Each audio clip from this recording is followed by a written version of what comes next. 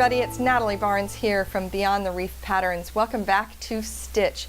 We're going to do something a little bit different this time, and I'm going to show you some fabrics by Felice Regina of I Am Luna Soul that are just now being shown to quilt shops. So they are not going to be available for the general public or in your local quilt shop until January. There's a unique idea associated with these 5 fabrics here, and they're called EasyKits. This is something being put together by Windham Fabrics, and they are small kits, they are beginner projects, and I think you're really going to be excited about them. We're going to go through all 3 of them. The first one is a quilt, the next one is a very simple tote bag, and the third one is a small achievable wall hanging or table topper. Okay, our first project is going to be this 66-inch square quilt.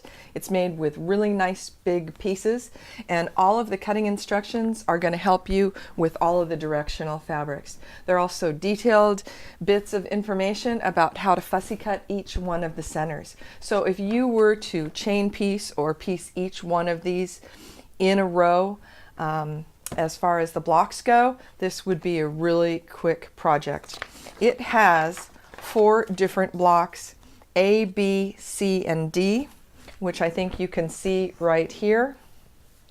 You've got A, B, and then C, D. And these are going to go together to form one large, if you will, 4-patch of these 4 blocks. Once you sew all those together, you end up with this beautiful pieced 66.5-inch square quilt. The next project we're going to take a look at is this really simple tote bag. This is going to come in really handy, and it's going to be an easy thing to grab on the go. This is going to come in a box very similar to this one, and you will have all the information in here as far as the pattern and all of the fabrics. Let's talk about this. There are really only 4 parts, maybe 5 parts to this bag, and again, there's going to be detailed information in the pattern. But just in general, you're going to put 2 right sides together to make a pocket. You're going to sew almost all the way around, leaving an opening in the bottom of those 2 sides so that you can turn this inside out. Before turning this inside out, you're going to want to clip all 4 corners. And the other thing is that after you've turned this inside out, you're going to want to take something that's not too sharp but still pointed and push out all of your corners there to make them nice and square. I like a toothpick, not a toothpick. This would be a very big toothpick, wouldn't it? I like a chopstick personally because it's got a pointed end and it's got a not so pointed end if you need it. When you're done with this, you're going to put your raw edges in and press that, and then you're going to top stitch on the top. After you're done with all of that, fold this in half and give it a little press so you know where the center of that is. The next thing you're going to do is take the piece of your lining where this is going to be sewn on it. You're going to fold that in half and press it as well, and that'll give you an idea for placement of that pocket. Sew on all 3 sides and give it a little back stitch on the 2 top edges of this pocket in case it takes any stress. So once you're done with that, you will end up with your 2 pieces of lining and the lining pieces, and you will sew those 2 together, but not all the way around. You're going to leave the bottom open, and can you guess why? This is how you're going to be able to turn your bag inside out. So you're going to give it a little sew here and a little sew here. You're going to do the same with the 2 pieces of the front of the bag, although all of these are using the same fabric, so there won't be much distinguishing it except for the fact that it's got this pocket on it. Before you go any further, you're going to take your 2 straps and you're going to put them right sides together and sew one big long seam on that. Press it open by rolling this a little bit and taking a press in there. Then you're going to attach a pin to that and turn this inside out. You're just going to start gathering along, and then it will pull onto itself until you have this all the way in right side out, not inside out. It's inside out now, and you want it right side out. Give it another press and then do some top stitching on it. These 2 pieces are actually going to go on the bag outside, and then you're going to sew your lining around the top and flip the whole thing inside out. So I'm working here to try and get this done to show you, which I probably don't have to do, but I wanted to show you anyway because I want to show you where to put these on your bag. There we go. And you will see that all of this is in the instruction page right here and on the back here as well. So when you have your project all turned inside out, right side out, I keep getting that wrong, don't I? You're going to take this after it's been pressed and after it has been top stitched, and you're going to pin them to both sides of the outside of the bag. You're going to pin them here and here, and then on the other side do the same thing. Then what you're going to do is you're going to slide this whole thing inside of your lining, tuck those handles down, align the sides left and right, and once you get that all tucked in, which I'm having a hard time doing, I apologize, you're going to stitch all the way around the center of this and then turn the whole thing inside out from that opening that you left in the bottom of the bag. It's as simple as that. It's just a few pieces and you'll end up with a really usable project to take with you on those short jaunts. The last thing we're going to look at is the little table topper or the wall hanging, and that's including some English paper piecing. Now, you might know I'm not known for English paper piecing. I'm just learning, but I've got a few tricks up my sleeve. Don't go anywhere. I'll clear this up and we'll get started on that last project. When it comes to English paper piecing, I've got to use my glasses. So I also have to have my bag of tricks here. And one of the things I did was I ordered the paper pieces 1-inch hexes, and these really came in handy. These are these little pieces here, and I'm going to show you what to do with them. There is a template in the pattern, but I decided that I wanted to go with the recommended pieces, and so I ordered these from Paper Pieces. I have a feeling that by January, the people that are carrying these kits are also going to be carrying these. Your kit's going to come with the fabric and the instructions and the template, but not these pieces. So I always have this in my little EPP bag. I also have a very, very small, teeny Olfa cutter, and I find that the smaller the cutter, the better the accuracy is when I'm doing really close-up work. I've got a needle threader, and that's the other reason that I have to have my glasses, because I'm going to use this 50 weight Aurifil, and I'm using just a neutral gray for that. Last but not least, I do like using some straw needles. They're long and they help me guide things in between that fold, which you're going to learn about in just a minute. But please remember, I am not the expert on English paper piecing. There is a great video by Rob Appel at Missouri Star Quilt Company.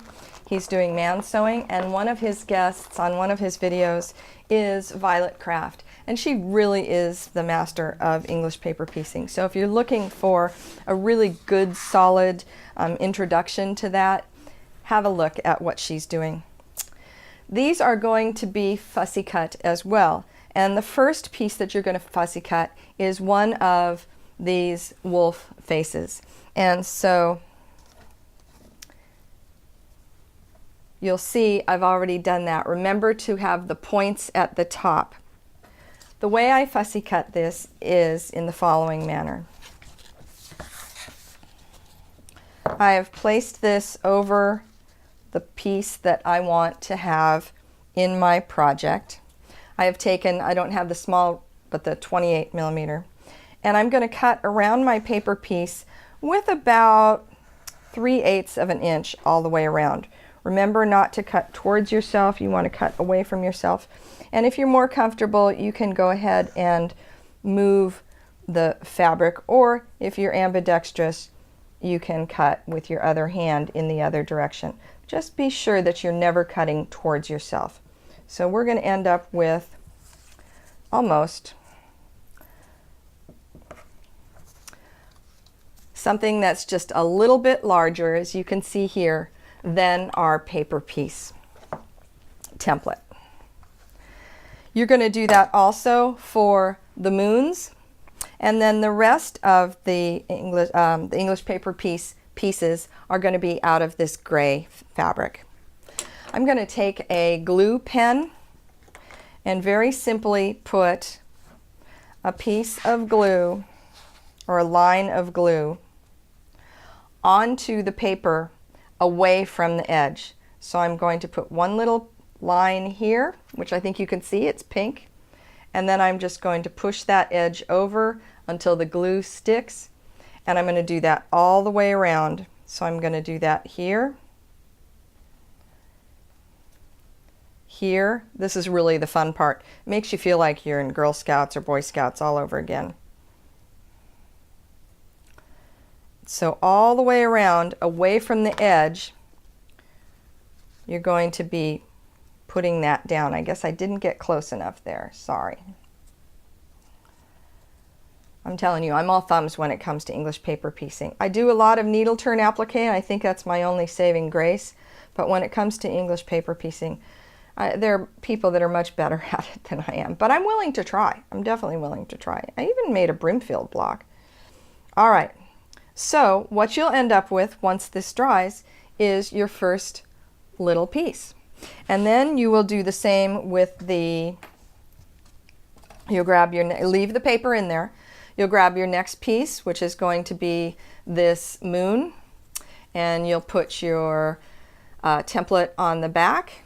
And then again, we'll just go through and away from the edge, a little line, fold over, press it down, a little line, fold over, press it down, all the way around until all of your pieces required for the project are done. Then comes the fun part, because what you're going to do next is sew these together. There are 3 different ways that I understand that you can sew English paper pieces together. And I'll tell you those 3 options, but I'll tell you what my favorite is. And I think it comes back to my applique background. But a lot of people will use a whip stitch, and as soon as I get this one done, I will show you that. So once you have your project all laid out, you will take the 2 pieces that you want to be next to each other. You will put them right sides together.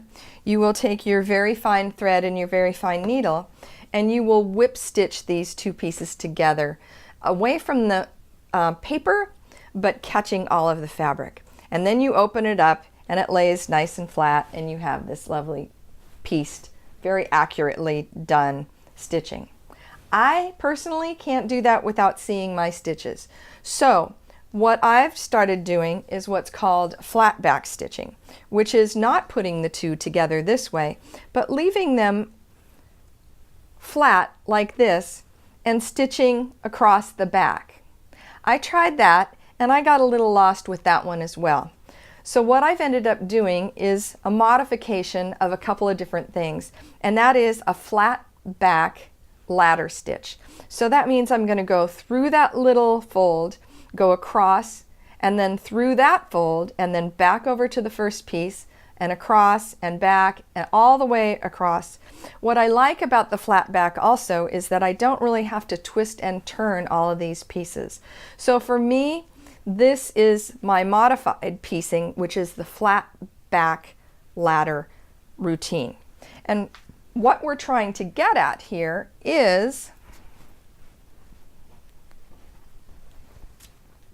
something that looks like this. So once these are all pieced together, you're going to go ahead and lay this on your background fabric. So you're going to set your background fabric.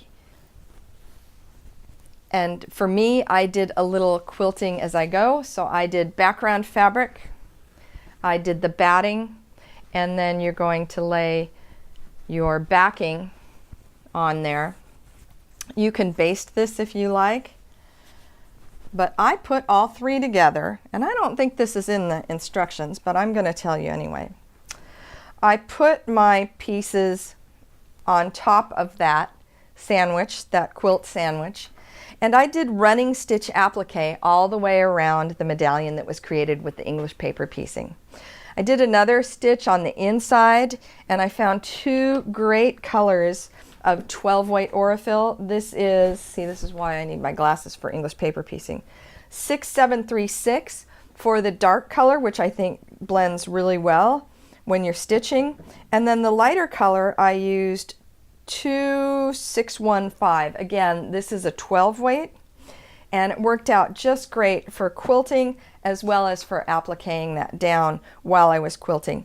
And I think you can see there's a lot of little crunchy stitching on the back.